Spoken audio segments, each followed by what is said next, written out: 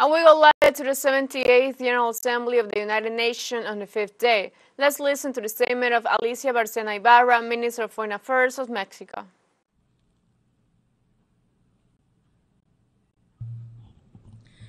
Señor Presidente, Denis Francis, amigo. Mr. President Denis Francis, friend, please receive from Mexico our brotherly congratulations on your election to the presidency. Latin America and the Caribbean feel fully represented under your presidency. That presidency is a demonstration of our region's commitment to the purposes of this wonderful organization. Mr. President, heads of state and government, colleagues, ministers, excellencies, ladies and gentlemen, today the United Nations has before it a challenge of colossal proportions to discharge the very essence of its mandate, sparing humankind from the scourge of war, promoting and protecting all human rights, ensuring adherence to international law, and promoting the well-being of people underpinned by environmental sustainability. I am deeply moved to return to the headquarters of this United Nations organization. I served this organization with pride for decades, and I'm moved to return now representing the government of my country, Mexico, a country that is a deep honor.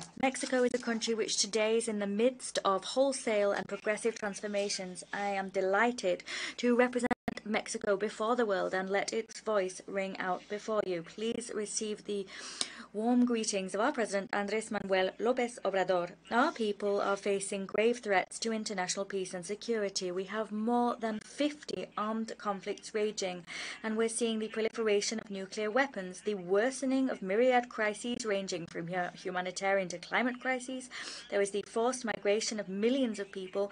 We're seeing the highest spike ever in inequality and poverty, with 165 million new people falling into poverty in 3 years. There is the health posed by and the risk of new pandemics. Against this backdrop, incidentally, growing numbers of people are calling into question the relevance of multilateralism and its institutions. However, there is no doubt whatsoever that our international action loses legitimacy when our resolutions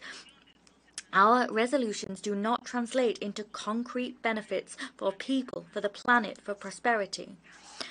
Agenda 2030 requires urgent action to rescue it, to use the words of the Secretary General Antonio Guterres himself. The pandemic hampered our progress towards fulfilling the Sustainable Development Goals. However, our trajectory before the pandemic was not an encouraging one, and the current context of macroeconomic and political uncertainty requires ambitious and immediate measures. Stagnating progress towards the fulfillment of the SDGs is not a mere figure of speech. We're talking about hundreds of millions of people living in poverty, food insecurity for boys and girls, as well as an environment in crisis. The future of people and the planet is not in the hands of fate. Rather, it depends on the political decisions and actions that we take, guided by Agenda 2030. And here, inequality is the major challenge, because it's not sufficient to reduce poverty. We need a shift in our development paradigm towards one which redistributes power and wealth, and one which narrows the unacceptable gaps and asymmetries between the rich and the poor and between countries. Equality is not simply a matter of being the subject of rights. Inequality is inefficient from an economic perspective, and therefore we need to become equal to grow, and we need to grow to become equal, because we're no longer in a time of change. We're witnessing our time changing itself. Our epoch is changing, and that means we need to rethink development and place equality at the heart of our work. Both at a national and international level, achieving the SDGs depends on having a vision underpinned by social justice and solidarity, and that includes the commensurate mobilization of necessary financial resources and the relevant necessary reform of IFIs. In the face of this complex backdrop, Mexico will continue to draw strength and inspiration for its international action from the purposes and principles of the UN Charter, because the institutional architecture which we built almost 80 years ago now to channel international cooperation is there, and Mexico has led and will continue to propose any and all initiatives which seek to improve the lives of current and present generations. We will champion lasting, genuine peace and security. We will champion egalitarian sustainable development, resilient and inclusive development, and the unconditional full respect for all human rights. The desire for transformation and the action of our government has now turned precisely towards transforming our development model to create more and better public goods, to guarantee rights accompanied by fiscal responsibilities, and all of this on the basis of one core premise: for the good of all, first and foremost for the poor. Our government has demonstrated the urgent need to restore the role of the state, to regulate relations between the market, the state and society, and to implement transformative structural policies. We need to return hope to our people, the hope of a country which is more just and egalitarian, to leave no one behind nor anyone on the margins. And in the last few years, we've managed to lift some 5 million people out of poverty. We have witnessed the greatest rise in the minimum wage in our history, and we have a dense network of social programs that extend to all sectors of society. But we're inspiring to usher in a vision of equality between all nations, where we see gaps and asymmetries between countries narrow. We're prioritizing the elimination of the culture of privilege which denies rights. Mexico reiterates the importance of environmental solidarity. That should be a strategic part of development and not as an isolated phenomenon.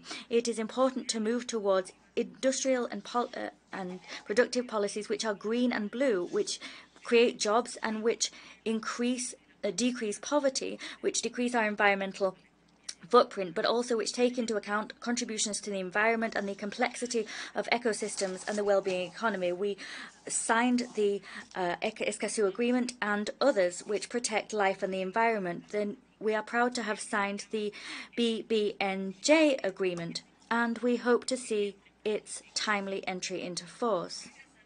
Dear friends, climate change is the greatest market failure of all time. That was said by Nicholas Stern. Today, it is one of the greatest global risks.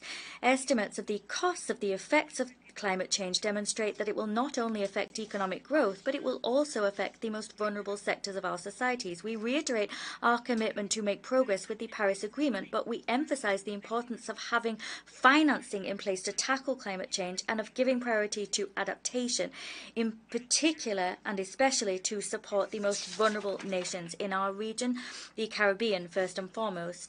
On the margins of this General Assembly, Mexico participated in the SDG Summit, the Financing for Development Dialogue, the Climate Action Summit, and the preparatory meeting for the Summit of the Future.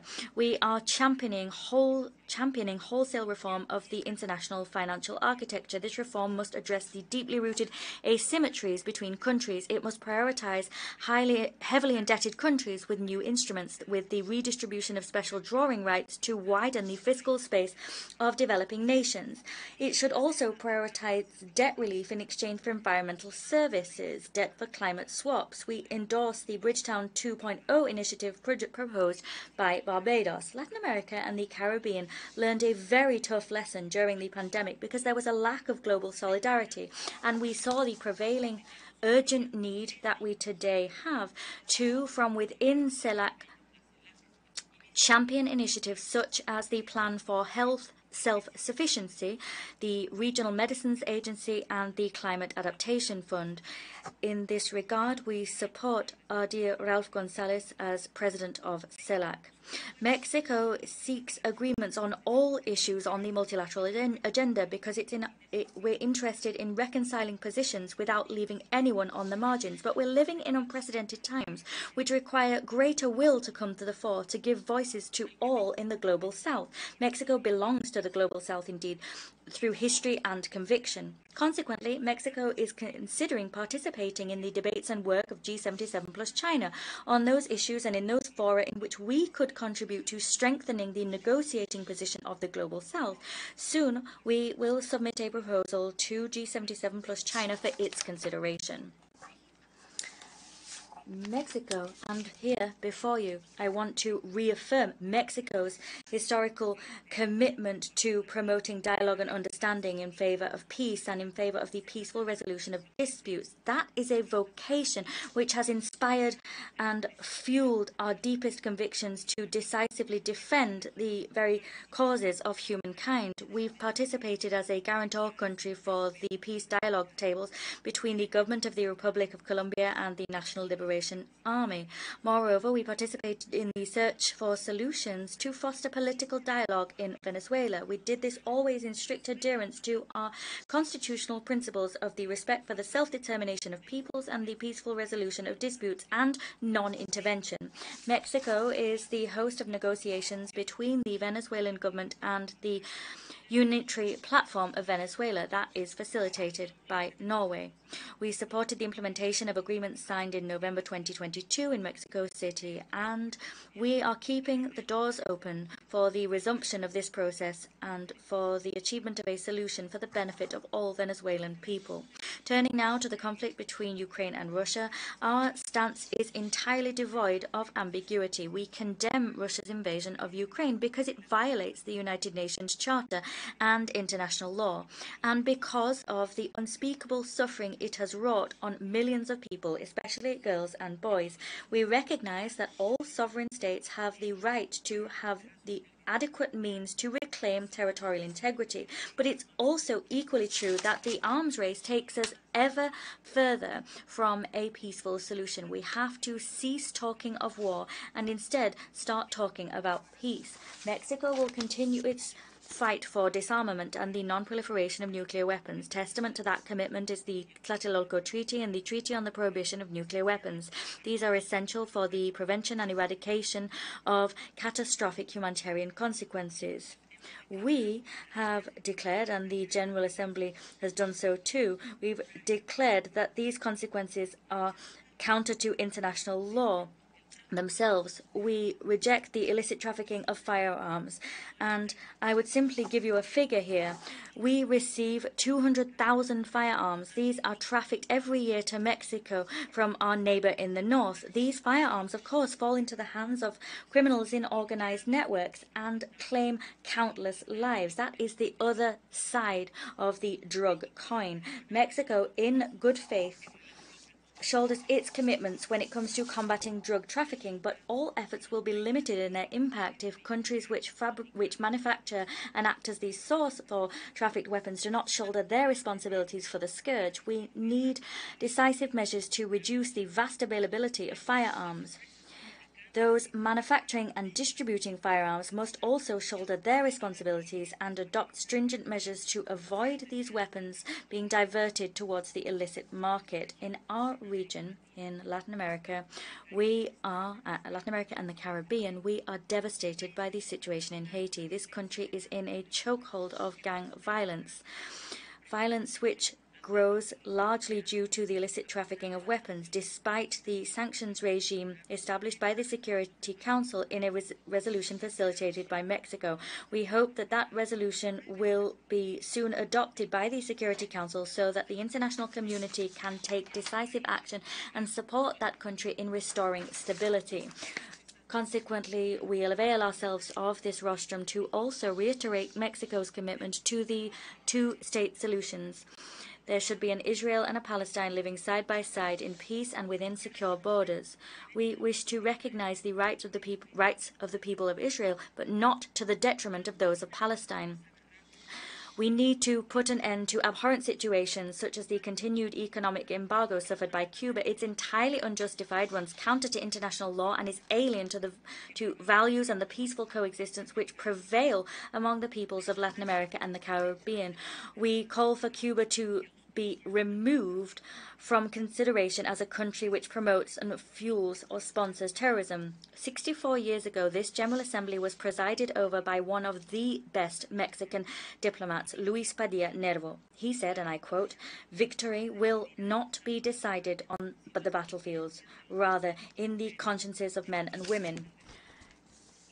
Given the nature of this fight, the best weapons that democracies have are moral principles, the scrupulous respect for treaties, and the principle that difficulties and controversies between people must not be resolved by weapons, but rather through negotiations. Mexico wishes to be an actor that promotes peace through law. We'll do everything in our power to support genuine efforts for dialogue between parties to conflicts, and we'll do everything to bring about peaceful solutions to conflicts, because Mexico's foreign policy is based on renouncing war as an instrument of international policy. As was quite rightly stated by our renowned diplomat, Genaro Estrada, foreign policy involves renouncing war. Consequently, in the entryway to this General Assembly, the one you walk through, you find a block of obsidian. That is a sacred stone that the Aztecs called Itzli. They were convinced that that rock was created by the sun rays which struck volcanic rock. It was created by a synthesis between what was on land and in space, celestial and earthly realms. That stone includes an engraved plaque which establishes the very foundations of our diplomacy. 156 years ago, the first indigenous president in Latin America said the following: between individuals as with between nations, respecting the rights of others is peace. With this humanist vision, Mexico is addressing the major challenge of human mobility.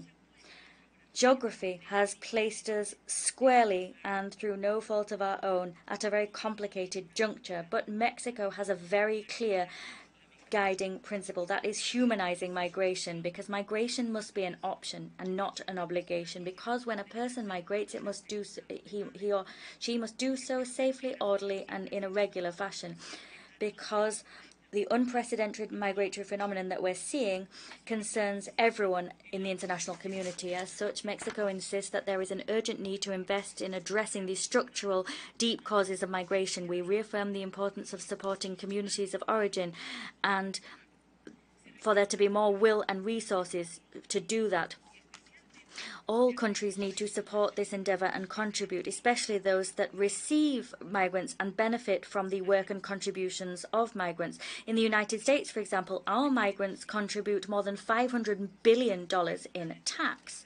Consequently, it's vital to move towards models to manage migration, which offer spaces for integration into labour and financial markets, which are safe and formal, models which facilitate integration into host societies, models which protect the human rights of those migrating across and throughout the migration cycle, because as was clearly indicated by the Secretary General, 75 years after the adoption of the Universal Declaration of Human Rights, the time has come to put an end to the persecution and demonization of migrants.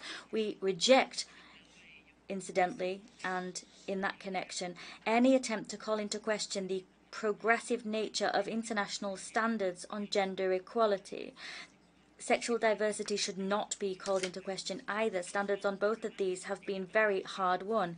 There needs to be progress in gender equality, and we need to avoid backslides through decisive, innovative actions. Nothing about us without us. Mexico was the first country of the South to proclaim a feminist foreign policy, because we are striving to ensure that structures change, those that hamper the advancement of women and the full enjoyment of their rights and autonomy.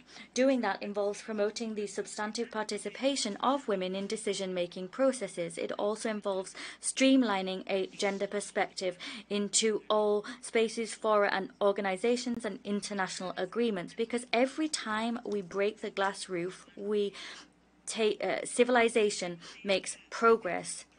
The topic of this 78th General Assembly is relevant and clear: rebuilding trust and reigniting global solidarity. This must be the very thrust of our collective endeavours. The majestic arena in which we're today meeting must not allow us to forget the crisis of trust being faced by international institutions, and particularly by the United Nations.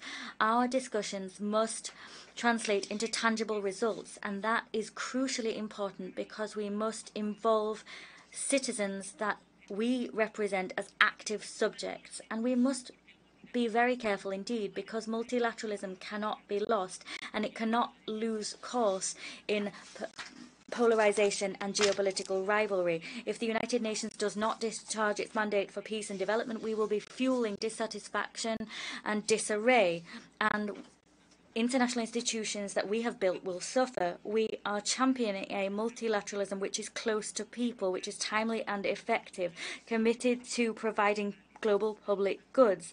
We are championing collective good, the good of well-being of all. Multilateralism is a tool for development, and the work of the United Nations must create a just peace. It must broaden freedoms. It must build equality. It must deepen democracy. It must ultimately create hope. Political commitment is key to move towards a new form of multilateralism, which will allow us to restructure the relations of social and economic power on an international level. Development issues are gaining ground in the face of exclusive and excessive market liberalization. We hope that this same vision of equality will prevail among nations so we can achieve a fairer world where we reduce the asymmetries to which I referred. We propose a multilateralism which is closer to the needs of our people, in sync with the purposes and principles of the United Nations Charter, unequivocal, timely, decisive and effective, because, friends, the challenges we're facing are vast. On the table there is no less than uncertainty about our very survival. There is no time for gradual token changes which is sometimes truncated to maintain the status quo. The current model of global development is an unsustainable one. The promise of illimited progress has come up against nature's immovable wall. 2030 is round the corner, and the essential minima that we agreed upon in 2015 are our achievement of them is being thwarted. Therefore, we must allow a spirit of rebellion and a sense of urgency to infect us. It is up to this generation and our leaders to shoulder the responsibility to thwart the disaster that science has written. We can't do this with small steps. We cannot do this timidly in a discreet fashion or without plunging power into difficulty, because power and the status quo has brought us to this point. We need to be brave, audacious, courageous. We need to be egalitarian, and just rights cannot be tradable commodities. We need to challenge our patterns of production and consumption. The obscene concentration of wealth and the corrosive influence of the distribution of power are not compatible with our human project. Because 78 years ago we created this institution, we were on the brink of an abyss when we contemplated the possibility of falling into that abyss. Today, the abyss is growing ever nearer. It's intimidating and real and is terrifying. Our efforts must meet that challenge and avoid that fall.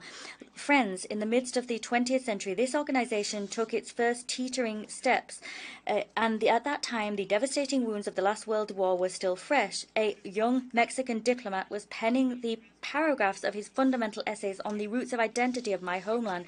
These pages would ultimately come to be called The Labyrinth of Solitude, and its author would later come to win the Nobel Prize in recognition for his universal work. That man was Octavio Paz, and I wish to conclude my address by citing the lines he wrote at that time. He said, "Everything has come to pass as it shouldn't have come to pass." We said that to console ourselves, but we were the ones who got things wrong, not history. We have to learn to look at reality head on. We have to invent, if necessary, new words and new ideas for these new and strange realities that have emerged before us. We are, like the rest of the planet, at a decisive and deadly juncture. We are orphans of the past, and we have a future before us yet to be invented. Universal history is a task of us all. It is our labyrinth, a labyrinth of all men and women. And for this task, guaranteeing new generations a world of possibilities, we need to do that and emerge together from this labyrinth. And to do that, you will always be able to count upon the commitment of Mexico. Thank you.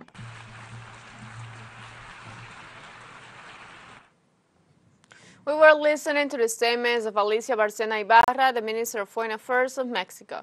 She stated that major efforts must be done in order to attain the 2030 agenda, and ambitious measures are needed to reduce poverty, hunger, and inequality in the world and redistribute power. She also stressed the need on taking international action based on the principles of the UN Charter and pointed out the commitment that should be made toward facing climate change.